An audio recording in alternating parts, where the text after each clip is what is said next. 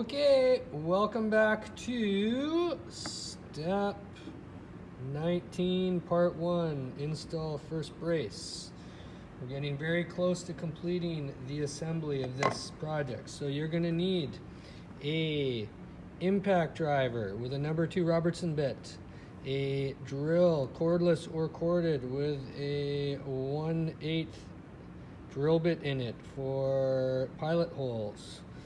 You're going to need a number 2 Robertson head driver with a number, and then you're going to need a 5 and 3/30 punch, or a framing 2-inch framing nail will do for witness marks. You're going to need 4 number 8 1 1/4 inch screws. You're going to need some white or yellow glue. You're going to need some damp paper towel to clean up the leftover glue.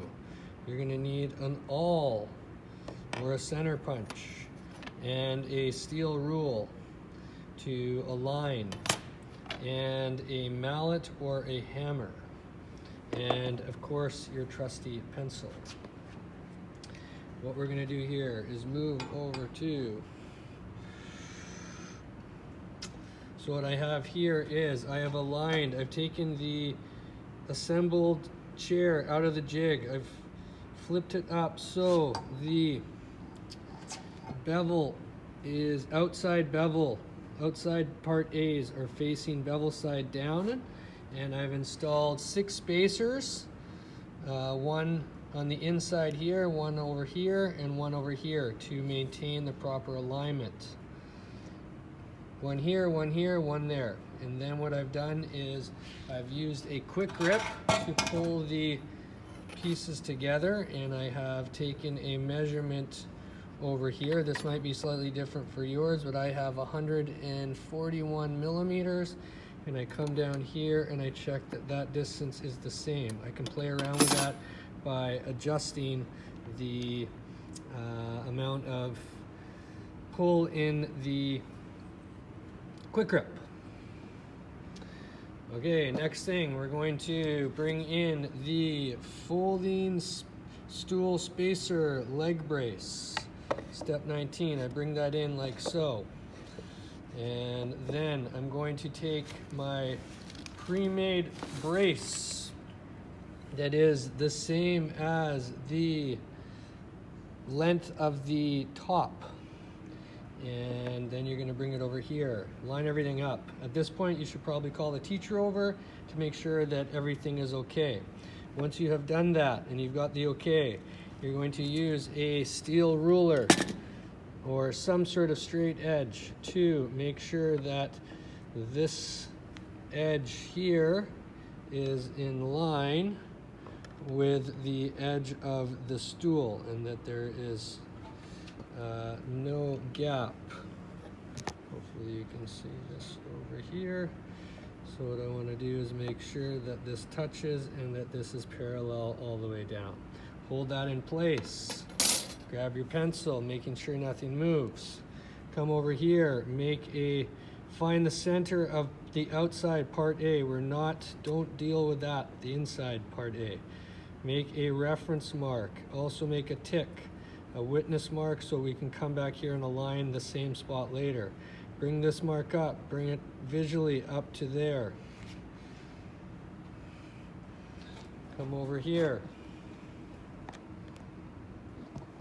Take the outside. There might be a little bit of flux. Oh, realign over there. And then we're going to take this mark center here, transfer it, bring it up to here. Then what you're going to do is you're going to take your combination square, which I forgot to mention in an earlier step. You're going to set it to 1 inch and actually 5/8 of an inch. And then you're going to take that little pencil mark that you have here. You're going to transfer that mark over to here. Flip around the other side. Come out to the other witness mark. There's our check there, and I brought that mark up. Looks like I need to move this up a little bit better. And then I come to the face and I make a mark. I then take my awl with a hammer and a mallet. Hammer and a mallet. And this is a step you've seen before. Hammer and a mallet. Make a mark on the point you just made. Come over like so. Do that twice. Go to the drill press and take your piece of the drill press. Use the number 8 countersink bit that we've done in a previous step, 2 previous steps. Countersink this. Come back, remove that, and voila, like a cooking show. You have this one here that's got a countersink here. Make sure that you are careful to, on the back side of the hole, you want to make sure that you sand any little bit of material you have on the back side. Then you're going to bring it back to your project. You're going to make sure that you line up the witness mark and the checks that you use as a reference to line it up on the same spot. You're going to make a line here, and also you're going to make a line on the other side. Don't worry that there's a bit of a gap there. You can remove this like so, holding it in place. Make a mark on the back side. This is to help us with the gluing. Bring that back in place. Pick up your 1 or 5/32 center punch and grab your mallet. Make sure that the witness marks are lined up like so. Put your witness mark, put your center punch in the hole, confirming one more time that it's lined up. Do a light little tap. There's my center punch. Here's the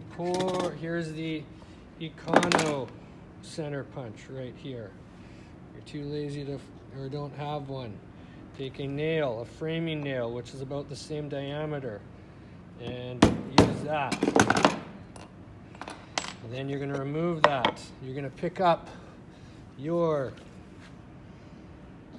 drill with a 1/8 pilot hole. You're going to drill the pilot hole, making sure that the drill is nice and plumb in both directions. You're going to drill in approximately half of the length of the number 8" bit. Blow the chips away. Come over to the other hole. Do the same.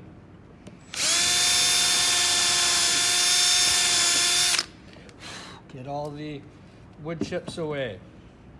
Pick up your yellow glue. Put a little bead of glue. It doesn't have to be too much. The force of the screw will push the glue down. So a bead of glue on there. Then you're going to pick up your brace. Find the witness mark. Bring it in, line it up. Take your number 8 screw, 1.25 inch. Bring it in. Bring it in. Another good idea that I haven't done right now is sometimes to lube this screw up with a little bit of soap to limit the chance of it cracking. Bring it in.